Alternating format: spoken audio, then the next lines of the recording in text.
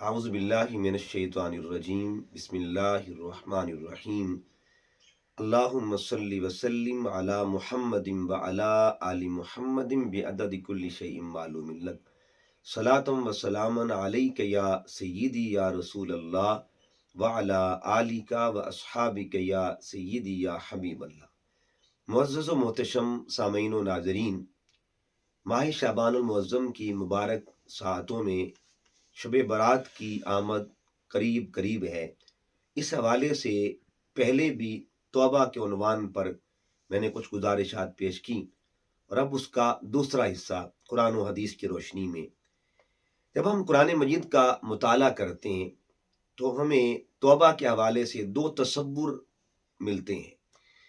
ایک تصور کو انفرادی تصور کہتے ہیں اور ایک کو اجتماعی تصور کہا جاتا ہے، یعنی انفرادی توبہ اور اجتماعی توبہ۔ اس حوالے سے ہم سورہ نوح کی آیت کریمہ کو لیتے ہیں۔ حضرت نوح علیہ السلام نے اللہ کے حضور عرض پیش کی، رب اغفر لی ولوالدی ولمن دخل بیتی مؤمنا وللمؤمنین والمؤمنات۔ اس آیت پر اگر غور کیا جائے، ان کلمات دعا پہ اگر غور کیا جائے تو نوح علیہ السلام نے دو طرح کی دعا فرمائی، اپنے لیے اور ساتھ اہل ایمان کے لیے۔ یعنی اپنی بخشش جب مانگی گئی تو یہ تصور انفرادی ہے، اور جب اہل ایمان کی بات کی گئی وہ تصور اجتماعی ہے۔ پھر دیکھیے دوسری طرف آئے تو ہم 5 نمازوں میں ایک دعا پڑھتے ہیں۔ یہ وہ دعا ہے جس کا تعلق دعائے خلیل کے ساتھ ہے۔ حضرت ابراہیم علیہ السلام نے اللہ کے حضور جو کلمات عرض کیے ان کا حصہ ہے یہ دعا۔ یہ دعا جو ہم ہر نماز میں پڑھتے ہیں، اور یہ 5 نمازوں کے اندر اس کا ورد ہوتا ہے اس دعا کا۔ فجر میں 2 مرتبہ ہم یہ دعا مانگتے ہیں، پھر ظہر میں 4 مرتبہ، عصر میں 3 مرتبہ، مغرب میں پھر 3 مرتبہ، عشاء میں 7 مرتبہ ایک دعا مانگتے ہیں۔ اس دعا کا آخری حصہ ہے ربنا اغفر لی ولوالدی وللمؤمنین یوم یقوم الحساب۔ 2 طرح کی بخشش کی دعا مانگی گئی، اپنی ذات کے لیے اور اہل ایمان کے لیے۔ گویا ایک وہ ہے دعائے بخشش جس کا تصور انفرادی تصور کہلاتا ہے، اور ایک طرف اجتماعی تصور۔ اور یہ 5 مرتبہ ایک ہی دعا مانگی جاتی ہے، تو ایک دعا اشارہ کیا کرتی ہے کہ انفرادی توبہ یہ بھی سنت انبیاء ہے، اور اجتماعی توبہ یہ بھی تعلیم انبیاء ہے۔ یعنی مقصد یہ ہے اس توبہ کرنے کا کہ انسانیت کو تعلیم دی جائے کہ انفرادی طور پر بھی آپ بخشش مانگ سکتے ہیں اور اجتماعی طور پر بھی آپ بخشش کی دعا کر سکتے ہیں۔ پھر اس دعا پہ اگر غور کریں، جو ہم 5 نمازوں میں دعا مانگتے ہیں، اس دعا کو دعائے خلیل کہتے ہیں، عطائے جلیل کہتے ہیں، اور سنت حبیب کہا جاتا ہے۔ یعنی جس ہستی نے یہ دعا مانگی وہ حضرت ابراہیم علیہ السلام کی ذات ہے، اور جس ذات نے اس دعا کو قرآن میں محفوظ فرمایا وہ ذات باری تعالیٰ ہے۔ پھر جس ہستی نے اسی دعا کو نمازوں میں شامل کیا، اپنی سنت بنایا، اس ذات کو ذات مصطفیٰ صلی اللہ علیہ وآلہ وسلم کہتے۔ تو گویا یہ 3 زاویے اس دعا کے، یعنی اللہ کی منشا بھی اسی میں ہے، اور اس کے بعد حضرت ابراہیم علیہ السلام کی دعا کا حصہ، سنت محمدیہ صلی اللہ علیہ وسلم کا حصہ ہے کہ جب بھی دعا کرو اپنے لیے اور تمام اہل ایمان کے لیے بخشش مانگا کرو۔ یہ تصور انفرادی بھی ہے اور تصور اجتماعی بھی ہے۔ اس کے بعد جب ہم قرآن مجید کی مزید آیات کو دیکھتے ہیں تو اللہ رب العزت نے حکم بھی دیا ہے، انفرادی دعا کا بھی اور انفرادی طلب کا بھی، اجتماعی طلب کا بھی حکم دیا ہے کہ میری بارگاہ میں یوں مانگو، میری بارگاہ میں یوں طلب کرو۔ مثلا قرآن مجید میں اللہ پاک فرماتا ہے وَقُلْ، اے حبیب فرما دیجئے، رب اغفر، اے اللہ میری بخشش فرما۔ یعنی اپنے محبوب صلی اللہ علیہ وسلم کے ذریعے اللہ تعالیٰ تعلیم دے رہا ہے حضور علیہ السلام کی امت کو کہ جب بھی دعا کرو تو یوں دعا کرو، اغفر ربی، اے میرے رب میری بخشش فرما، ورحم، اور مجھ پر رحم فرما۔ یہ وہ کلمات ہیں جن کا تعلق انفرادی تصور کے ساتھ ہے۔ اور پھر جب ہم قرآن مجید میں دوسرے مقام کو دیکھتے ہیں، وہاں بھی امر الہی، ادھر بھی اللہ کا امر تھا، امر خدا ہے اور عمل مصطفیٰ صلی اللہ علیہ وآلہ وسلم۔ وقل، اب کل کے پردے میں دو ذاتیں ہیں، ایک ذات وہ ہے جو امر دے رہی ہے، اور ایک وہ ذات جو آگے پیغام دے رہی ہے۔ اللہ نے امر دیا محبوب کو، محبوب علیہ السلام نے امت کو پیغام دیا کہ ایسے دعا کی جاتی ہے، رب اغفر، یہ دعائیں انفرادی ہے، انفرادی بخشش یا انفرادی توبہ کا تصور اس کے اندر ہے۔ پھر جب ہم دوسری آیت کی طرف آتے ہیں، اس میں اللہ رب العزت نے اجتماعی حکم دیا ہے، یا ایھا الذین آمنوا، اے ایمان والو، توبو الی اللہ توبۃ نصوحا، توبہ ایسی کرو کہ جو توبہ جو ہے استقامت والی توبہ، توبہ تو نصوح کو کیا ہے؟ استقامت والی توبہ، یعنی ایسی توبہ کہ بندہ پھر گناہوں کا تصور نہ کرے، بندہ مڑ کے گناہ کی طرف نہ جائے، اس کو توبۃ النصوح کہا جاتا ہے۔ پھر دوسرے مقام پہ اللہ نے ایک اور حکم دیا، اس میں خاص ایک لفظ بھی ارشاد فرمایا، توبو الی اللہ جمیعا، کہ جمع ہو کر توبہ کرو۔ یعنی اس میں اللہ رب العزت نے اجتماعی توبہ کا حکم بھی دیا اور اجتماعی توبہ کا تصور دیا ہے۔ ایھا المؤمنون، اے ایمان والو، جمع ہو کر توبہ کیا کرو، جمع ہو کر اللہ کے حضور بخشش مانگا کرو۔ پھر اس کے بعد اب ہم دیکھتے ہیں کہ انبیاء کرام کی تعلیمات کو دیکھیں تو انبیاء کرام کی دعائیں قرآن میں موجود ہیں، ان کی تعلیمات قرآن پاک میں مذکور ہیں، ان کی روشنی میں ہم دیکھیں یہی دو تصور ملیں گے، انفرادی اور اجتماعی۔ آج دیکھتے ہیں حضرت موسیٰ علیہ السلام، انہوں نے دعا مانگی، بخشش کی دعا مانگی، اس میں انفرادی تصور پیش کیا، رب اغفر لی ولی اخی، آپ فرماتے ہیں یعنی دعا آپ نے مانگی، اللہ کے حضور عرض کیا کہ اے میرے اللہ، اے میرے رب، میری بخشش فرما اور میرے بھائی کی بخشش فرما۔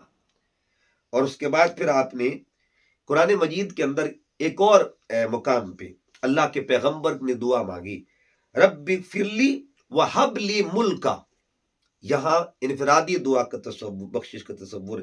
ایک اور مقام پہ انفرادی توبہ کا تصور، انی تبت الیک وانا اول المؤمنین، پھر عرض کیا گیا انی تبت الیک وانی من المسلمین، یعنی انفرادی توبہ کا تصور قرآن میں تعلیمات انبیاء کی روشنی میں، اللہ کے پیغمبروں کی روشنی میں، ان صالحین کی تعلیمات کی روشنی میں، اللہ کے مقربین کی تعلیمات کی روشنی میں یہ قرآن تصور دے رہا ہے کہ انفرادی توبہ کرنا، انفرادی دعا بخشش کرنا، یہ بھی سنت انبیاء ہے، تعلیمات انبیاء کا حصہ ہے۔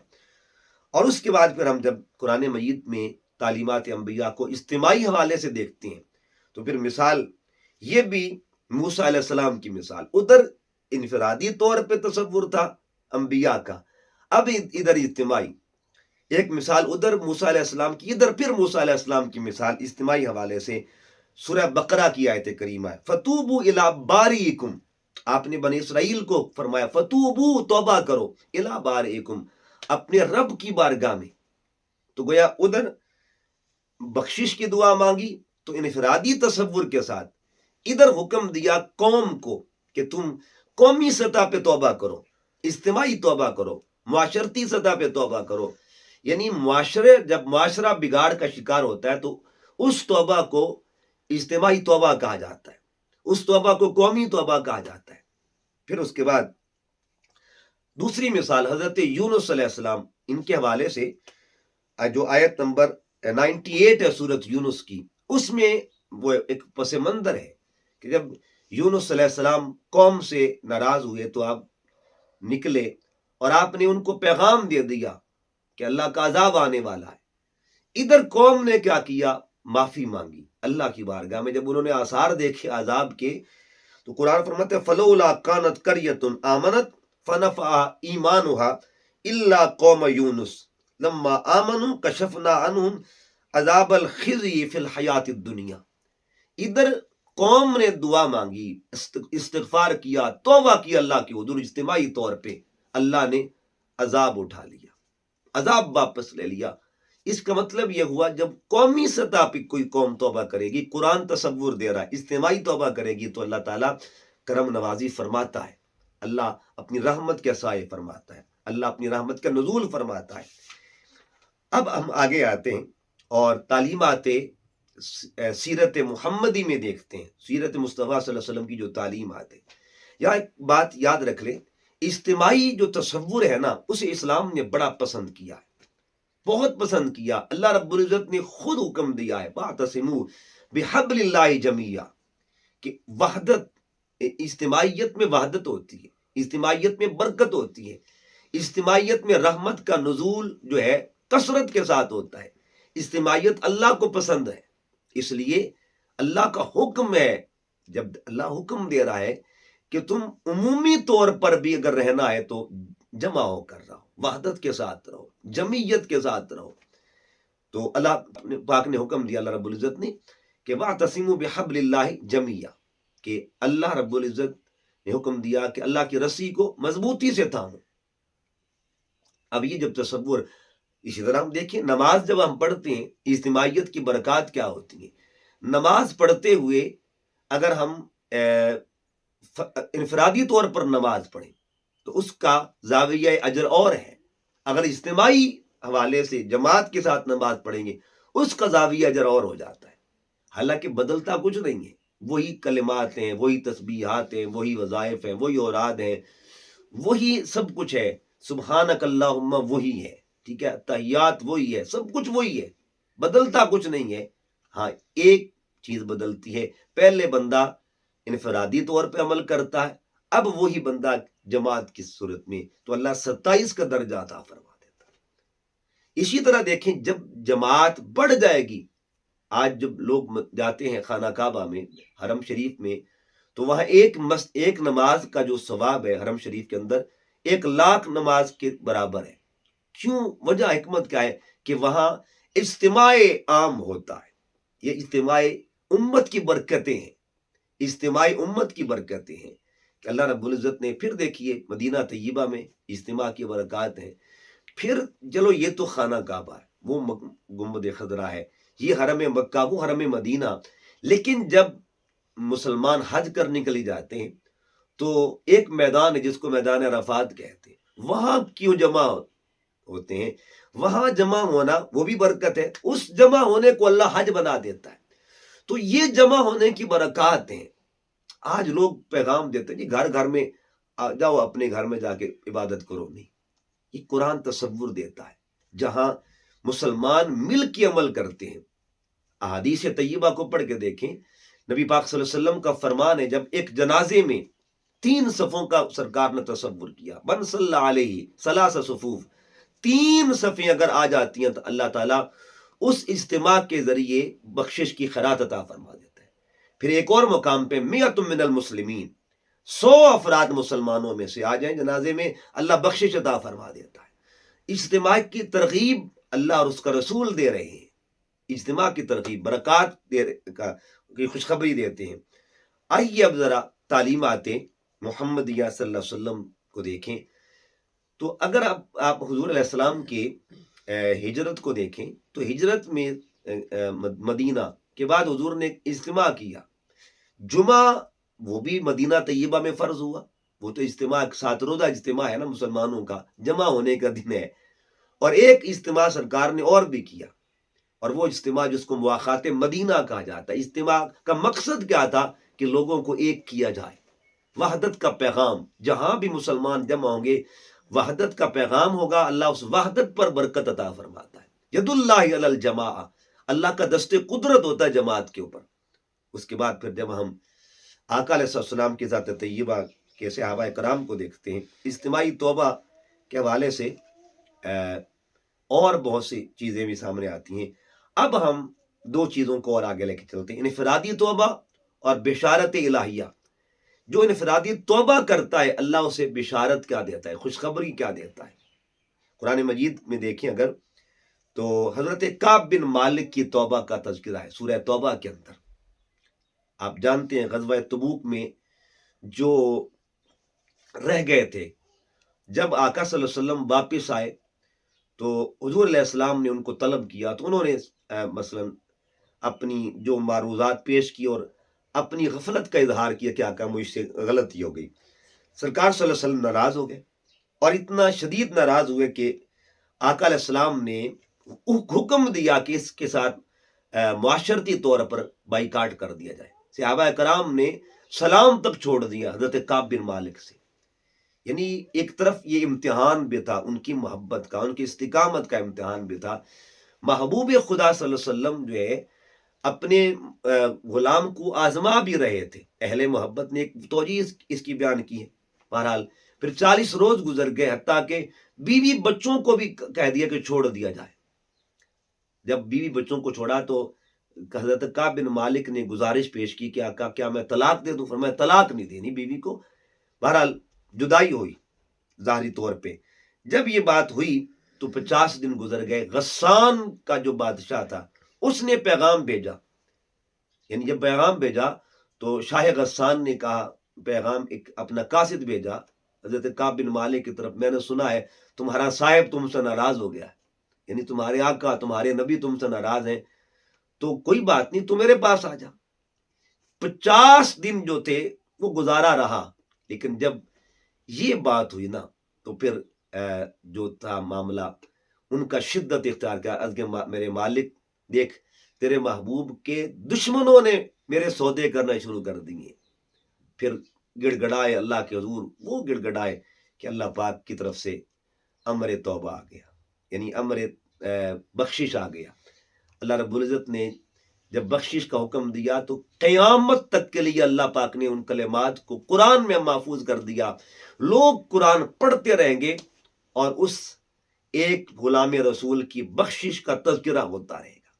یعنی انفرادی توبہ اگر امتحان، اور یہاں ایک بڑی خاص بات ہے، محبت کی بات ہے کہ صحابہ کرام فرماتے ہیں کہ جب وہ مسجد میں آتے ہیں نماز پڑھنے کے لیے تو آقا علیہ السلام کنکھیوں سے دیکھتے تھے. یعنی جب وہ چہرہ دوسری طرف کرتے حضور علیہ السلام چپکے سے دیکھ لیتے، لیکن جب وہ آقا علیہ السلام کی طرف چہرہ کرتے تو آقا علیہ السلام چہرہ موڑ لیتے. یعنی محبت بھی تھی، امتحان بھی تھا، دونوں چیزیں تھیں. اللہ پاک نے اس حضور کے غلام کو امتحان میں کامیاب کیا. قیامت تک اس توبہ کا ذکر ہوتا رہے گا. یہ وہ انفرادی توبہ ہے جس کی خبریں قرآن دے رہا ہے، جس کے چرچے قرآن کر رہا ہے. اور اس کے بعد پھر جب ہم زبان رسول صلی اللہ علیہ وآلہ وسلم سے اجتماعی توبہ کا ذکر سنتے ہیں تو پھر حضور علیہ السلام نے شعبان کی 15ویں رات کا ذکر فرمایا کہ جب اللہ تعالیٰ خود پہلے آسمان پہ جلوہ افروز ہو کے اپنے بندوں کو توبہ کے لیے حکم فرماتا ہے کہ مانگو مجھ سے، میں بخشش مانگو، بخشش طلب کرو. یعنی غروب شمس سے لے کے اگلی طلوع فجر تک ایک کی صدا بلند رہتی ہے کہ مانگ لو مجھ سے بخشش، بخشش مانگو، طلب کرو بخشش. آقا علیہ السلام فرماتے ہیں پھر صرف اس رات اب صدا نہیں ہوتی بلکہ جزا بھی ہوتی ہے. فیصلہ اللہ تعالیٰ جزا بھی دیتا ہے. جزا کیا دیتا ہے؟ گنہگاروں کو بخشتا ہے. بنو کلب کی بکریوں کے بالوں کے گنتی کے برابر اللہ بخشش کا اعلان کر دیتا ہے. تو یہ جو رات ہے حضور علیہ السلام نے اس کی ترغیب دے کے، جب اللہ تعالیٰ تمام گنہگاروں کو صدا دے رہا ہے، عطا کی بارش ہو رہی ہے، تو اس کا مطلب یہ اجتماعی نعمت ہے، اجتماعی برکت ہے، اجتماعی فضل ہو رہا ہے، اجتماعی رحمت ہو رہی ہے. اس میں ہر بندہ شامل ہے، ہر بندہ، گناہگاروں کو بھی حکم، نیکوکاروں کو. گناہگار جو ہے انہیں بخشوانے کا اللہ تعالیٰ موقع عطا فرما رہا ہے، بخشنے کا. اور دوسری طرف دیکھیں گناہگاروں کی درجات کی بلندی کا موقع عطا ہو رہا ہے. تو یہ رات اجتماعی توبہ کا تصور دیتی ہے. آخر پر انفرادی توبہ کے حوالے سے اور اجتماعی توبہ کے حوالے سے جو ہے وہ ایک دو واقعات عرض کر کے مکمل کرتا ہوں. جب ہم انفرادی توبہ کرتے ہیں تو انفرادی توبہ کی ایک بہت خوبصورت قسم ہے کہ ہمارا وجود جو ہے یہ یعنی وجود فردیت کی علامت ہے، یہ انفرادی اظہار ہے. یہ وجود جب توبہ کرے گا نا اللہ کی بارگاہ میں تو پھر یہ انفرادی توبہ بنے گی. لیکن اس وجود کے بھی آگے اعضاء ہے، یعنی اس کے بھی آگے فردیت کے پہلو ہے، اعضاء ہے، ایک ایک پہلو ہے. اور پھر جب انسان توبہ کرتا ہے نا تو وہ دو طرح کی، فردیت میں بھی دو چیزیں آ جاتی ہیں، کل اور جز. اگر پورے وجود کو لے تو یہ کل بنتا ہے، اگر اعضائے وجود کو لے تو یہ جزئیت بنتی ہے. یعنی ہاتھ یہ جزو وجود ہے، جزو بدن ہے. آنکھ جزو بدن ہے، کان جزو بدن ہے، زبان جزو بدن ہے، قدم جزو بدن ہے. اچھا، ہاتھ کے گناہ، جب ہاتھ سے بندہ گناہ کرتا ہے تو ہاتھ کی توبہ بھی ضروری ہے.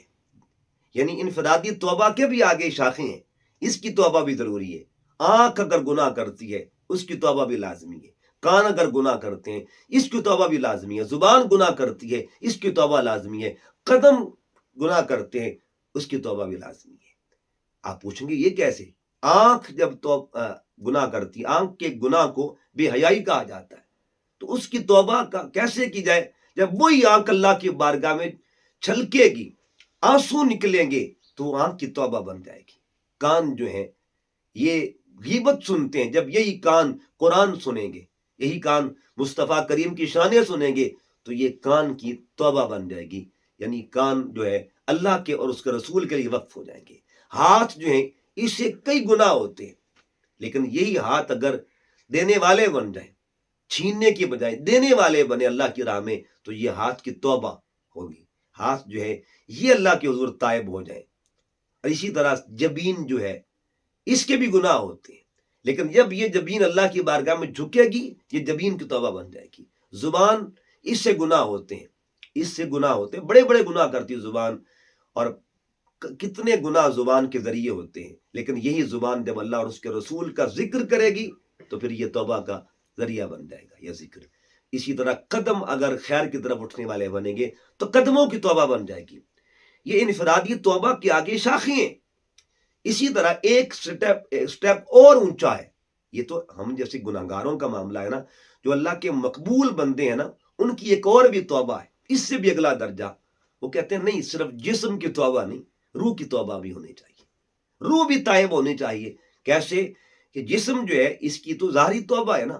کہتا نہیں، اگر انسان غفلت میں ہے تو اس کی روح غافل ہے نا، اس کو بھی توبہ کرنی چاہیے. یہ خواص کی توبہ ہے. اس طرح حضرت سلطان باہو رحمۃ اللہ علیہ فرماتے ہیں، جو دم غافل سو دم کافر.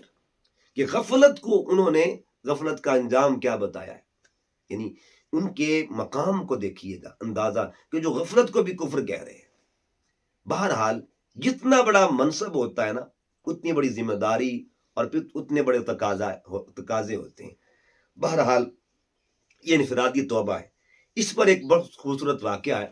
حضرت حبیب اجمی رحمۃ اللہ تعالی علیہ، یہ حضور داتا گنج بخش رحمۃ اللہ علیہ کے سلسلہ طریقت کے جو شیوخ جو ہے ان میں سے حضرت حبیب اجمی کا نام شمار ہوتا ہے. آپ کی دو طرح کی زندگیاں ہیں، ایک آپ کا ماضی تھا، پھر ایک آپ کا یعنی طائب ہونے سے قبل زندگی اور طائب ہونے کے بعد کی زندگی. طائب ہونے سے پہلے آپ سود کا کاروبار کرتے تھے، اور وہ سود جس کے بارے میں قرآن کی وعیدیں آئی ہیں. اللہ پاک نے سود خور سے اعلان جنگ کا حکم دیا ہے، اعلان کیا ہے. اچھا، اس کے بعد ہم دیکھتے ہیں کہ سود کے حوالے سے ان کی زندگی سود لیتے گزر گئی، سود دیتے لیتے گزر گئی، حتیٰ کہ اتنا یہ اس میں گم ہو گئے، اس معاملے میں پھنس گئے، اتنا اس گناہ میں چلے گئے کہ بچہ بچہ ان سے نفرت کرتا تھا. ایک دن گلی میں جا رہے تھے، بچے کھیل رہے تھے، ایک بچہ آگے بڑھتا ہے، اس نے اپنے دوستوں سے کہا، دوستوں پیچھے ہٹ جو، یارو پیچھے ہٹ جو، حبیب سود خور آ رہا ہے، کہیں ایسا نہ ہو کہ اس کے پاؤں کی مٹی ہم پہ پڑے اور ہم گناہگار ہو جائیں. حضرت حبیب اجمی کو جب یہ بات سنی کہ بچے بھی مجھ سے نفرت کرتے ہیں، میں اتنا بدبخت اور اتنا گر چکا ہوں دنیا کی نظروں میں، یہ جو کلمات تھے یہ دل پہ اثر کر گئے. اور کچھ گھڑیاں ہوتی ہیں جب اللہ تعالیٰ توفیق دیتا ہے، اور یہ توفیق خدا بندی ہوتی ہے کہ بندہ توبہ کی طرف مائل ہوتا ہے. بس وہ کلمات دل پہ اثر کر گئے اور وہی دل کو بدلنے کا ذریعہ بن گئے. سیدھا آپ مسجد میں جاتے ہیں، اللہ کی بارگاہ میں سر جھکا دیا، وضو کر کے طہارت کے ساتھ عرض کے مالک معافی فرما دے، آئندہ کے بعد اس گناہ کی طرف دوبارہ نہیں جاؤں گا. پھر مالک ہے، اس نے رحمت، وہ کہتے کہ ایک بندے میری طرف آ کے تو دیکھنا، ایک طرف وہ تو منتظر رہتا ہے بندے کا، میرا اللہ جو ہے وہ منتظر رہتا ہے. تو علامہ اقبال نے کیا خوب فرمایا، وہ ایک سجدہ جسے تو گراں سمجھتا ہے، 1000 سجدوں سے دیتا ہے آدمی کو نجات. وہ سجدہ ایسا تھا توبہ والا کہ اللہ نے قبول فرما لیا. رنگ چڑھ گیا، زنگ اتر گیا. وہ نقطہ جو تھا نا، رنگ اور زنگ میں جو فرق ہوتا ہے رے اور زے کا، اللہ نے وہ نقطہ ختم کر دیا. وہ نقطہ جو سیاہی بن جاتا ہے، وہ جو پھیل جاتا ہے، وہ زنگ کو رنگ میں بدل دیا. اپنی محبت کا رنگ، اپنی چاہت کا رنگ، اپنی طلب کا رنگ، اپنی خشیت کا رنگ، اپنے خوف کا رنگ عطا کر دیا اللہ نے. پھر وہ رنگ جب چڑھ گیا، اس رنگ کا اثر پھر کیا ہوا؟ گلی بھی وہی ہے، بچے بھی وہی ہیں، ماحول بھی وہی ہے، لیکن بولیاں بدل گئی تھی. کچھ عرصہ پہلے، کچھ وقت تھا، وقت نہیں گزرا تھا، کچھ ٹائم پہلے جب تک توبہ نہیں کی تھی تب حال اور تھا. اب رنگ چڑھ گیا تھا. اسی گلی سے گزر رہے تو کیا ہوا؟ وہی بچہ کچھ دیر پہلے جو کلمات کہہ رہا تھا، یارو پیچھے ہٹ جاؤ، حبیب سود خور آ رہا ہے، اب وہی بچہ کہتا ہے دوستو پیچھے ہٹ جاؤ، حبیب اللہ کا ولی آ رہا ہے، اللہ کا بندہ آ رہا ہے، اللہ کا مقرب آ رہا ہے. کہیں ایسا نہ ہو کہ ہمارے پاؤں کی مٹی اس پہ پڑے اور ہم گناہ گار ہو جائیں. تو مالک جو ہے وہ پھر بولیاں بدل دیتا ہے. ایک دفعہ بندہ اس کا ہو کے تو دیکھے نا، پھر مالک رنگ چڑھا دیتا ہے. یہ انفرادی توبہ. اب اجتماعی توبہ کی طرف آتے ہیں. جب ہم اجتماعی توبہ کی بات کرتے ہیں تو ہمیں بخاری کی حدیث پاک، بڑی معروف حدیث پاک، آپ نے سنی ہے، مطالعہ سے گزری بھی ہوگی آپ کی یقیناً. وہ جو 99 کا قاتل تھا، جب وہ کسی خشک کے پاس گیا نا، وہ ایسے بندے کے پاس گیا جس کے پاس نا امیدی تھی، مایوسی تھی. اس نے پوچھا کہ 99 قتل کیے؟ اس نے کہا نا، تیری توبہ ہو ہی نہیں سکتی. یعنی کچھ لوگ ایسے ہوتے ہیں جو تولنے لگ جاتے ہیں رحمت کو، فضل کو تولنے لگ جاتے ہیں. اس نے کہا ٹھیک ہے، اگر ایسا معاملہ تو اس کے بھی ختم کر دیا. پھر دل جو ہے وہ مائل ہوا توبہ کی طرف، کسی اللہ کے پیارے کے پاس گیا. اس نے کہا اذهب الی قریۃ الصالحہ. ایک ہی عمل ہے، ایک نیک بستی ہے، وہاں پہ کچھ لوگ اللہ کے بندے وہاں موجود ہیں، ان کی سنگت میں چلا جا. یہی اجتماعیت کی برکت. ان کی سنگت میں جا، ان کے پاس بیٹھ کے جب توبہ کرے گا نا، تو اللہ تعالیٰ اس اجتماع صالحین کی برکت سے، اجتماع مقربین کی برکت سے، اجتماع عابدین کی برکت سے، اجتماع زاہدین کی برکت سے اللہ تیری توبہ قبول فرما لے گا. تو اس سے پتہ چلا کہ توبہ کے ساتھ وسیلہ توبہ بھی ضروری ہونا چاہیے. یہی وجہ تھی آدم علیہ السلام کو اللہ نے، جب آدم علیہ السلام نے اللہ کے حضور توبہ کی تو ساتھ وسیلہ توبہ بھی پیش کیا. اور آدم علیہ السلام کا وسیلہ توبہ کیا تھا؟ ذات محمد مصطفیٰ صلی اللہ علیہ وآلہ وسلم. آخری بات اس حوالے سے اور بات کو مکمل کرتے ہیں. یہ تقریباً 150 سال قبل کا واقعہ ہے. یہ ایک دفعہ جب یہ 2002 کی بات یا 1 کی بات، اس وقت یہ واقعہ پڑا تھا. ایک اخبار جہاں میں ایک واقعہ ہوا، جہاں پیج جس میں صالحین کی باتیں ہوتی تھی. یہ بات بڑی خوبصورت لکھی گئی کہ ایک دفعہ قحط پڑ گیا ہندوستان میں. تو بڑے بڑے لوگ جو تھے، وہ مسلمان جو تھے، انہوں نے کہا جی چلیں جی نماز استسقاء پڑھتے ہیں. بارش نہیں ہو رہی تھی، بارش کی طلب کے لیے نماز استسقاء پڑھتے ہیں، میدان میں آتے ہیں، لیکن بارش پھر بھی نہ ہوئی. ایک طوائفہ تھی، اس نے اپنی دوستوں سے کہا کہ چلو ہم بھی دیکھتے ہیں، ہم بھی معافی اللہ کی بارگاہ میں دعا کر کے دیکھتے ہیں. جب وہ طوائفہ اپنی ساتھیوں کے ساتھ آئی تو اس نے عرض کیا اللہ کی بارگاہ میں کہ یا اللہ، ہم نکمے لوگ ہیں، ہمیں تو لوگ نفرت کرتے ہیں، لیکن آج اگر تو ہماری دعا قبول فرما لے گا، ہم گناہ نہیں کریں گے، واپس گناہ کی بستی میں نہیں جائیں گے. اب کسی نے ان کو تانا بھی دے دیا ساتھ کہ یہ ان کی کون سنے گا. بعض لوگ ان کے پاس مثلا اس طرح کے معاملات بھی ہوتے ہیں، وہ اپنے سوا کسی کو کچھ سمجھتے نہیں ہیں. کہتا نہ کسی کے حال پہ طنز کر، نہ کسی کے غم کا مذاق اڑا. کسی کے حال کو، یہ اللہ کی کرم نوازی ہوتی ہے، وہ جس کو چاہے. کہتے کہ عدل کرے تے تھر تھر کمبن اچیاں شانہ والے، فضل کرے تے بخشے جاون میں مرگے مکالے. یہ اللہ کے فضل کے معاملے ہوتے ہیں، بندہ اس کو تول نہیں سکتا. بہرحال کسی نے تانا دیا کہ ان کی کون سنے گا، لیکن سننے والی ذات جو ہے وہ بڑی مہربان ذات ہے. انہوں نے سچے دل سے توبہ کی. ابھی وہ سجدے میں تھی کہ اللہ کی اذن ہوا، اللہ کی قدرت ایسی ہوئی کہ بارش شروع ہو گئی. ہندوستان کے سرزمین پر یہ واقعہ ہوا. بارش جب شروع ہوئی نا، اس بارش کی کے ہوتے اوپر سے بارش برس رہی تھی. تو 2 طرح کی بارش تھی، ایک بخشش کی بارش تھی، ایک پانی کی بارش تھی. ایک ان کے ظاہری جو معاملات تھے ان کو اجلا کر رہے تھے، ایک ان کے باطنی معاملات کو اجلا کر رہے تھے. یہ توبہ کا جو پانی ہوتا ہے نا، توبہ کا پانی، یہ دل کی زمین کو صاف کر دیتا ہے. یہ اتنا پاکیزہ مصفہ پانی ہوتا ہے، نور کا پانی ہوتا ہے. اب پھر کیا ہوا، یہ انوکھا واقعہ تھا ہندوستان کی تاریخ کا. وہ جو سردار تھے طوائفہ، اس نے اللہ کے حضور سجدے میں عرض کر دیا، میرے مالک اتنا کرم کر دیا، ایک کرم اور بھی کر دے. ایک عجیب واقعہ ہے، ایک انوکھا واقعہ، ایک کرم اور بھی کر دے. اگر دوبارہ ہم اٹھ گئے نا تو دوبارہ پھر ہو سکتا ہے گناہ کی طرف چلے جائیں. لیکن مولا جب کرم کر ہی دیا ہے تو اب اپنا ہی بنا کے رکھ. پھر ایسا ہوا کہ لوگوں نے دیکھا کہ وہ جو طوائفہ تھی، سردار تھی، اس کی روح سجدے میں پرواز ہو گئی تھی. یعنی ادھر طلب دعا توبہ طلب کی، ادھر اللہ پاک نے موت عطا فرما دی. یہ اجتماعی معاملات ہوتے ہیں کہ جب اپنے ساتھیوں کو لے کے کئی آنسو مل گئے، کئی رکتیں مل گئی، کئی گریے مل گئے، تو اللہ رب العزت نے کرم کر دیا. تو کوشش کرنی چاہیے اجتماعی توبہ میں. اور کوئی ایسا اللہ دیکھیے، جب ہم اجتماعی توبہ کرتے ہیں نا تو ہو سکتا ہے کوئی ایسا بندہ بیٹھا ہو، کوئی سفید داڑھی والا بزرگ بیٹھا ہو، کوئی معصوم شہزادہ بچہ بیٹھا ہو. اللہ تعالیٰ اس کے بچپن کی وجہ سے یا کسی کے سفید بالوں کی وجہ سے اللہ تعالیٰ باقیوں پر کرم فرما دے. اس آس کے ساتھ، اس طلب کے ساتھ، اس امید کے ساتھ جایا کریں ایسی محافل میں کہ جہاں اجتماعی طور پر دعا ہوتی ہے. اللہ ان کے صدقے آپ پر کرم فرما سکتا ہے. بس اس طلب، اسی آرزو کے ساتھ اور اسی امید کے ساتھ انشاءاللہ شب برات کی مقدس گھڑیوں میں ہم سب اجتماعی توبہ کریں گے اللہ کے حضور. شاید کسی مجمع میں کسی ایسے اللہ کے بندے کی برکت سے اللہ تعالیٰ ہمارے حال پر بھی رحم فرمائے. وما علیہ الا البلاغ.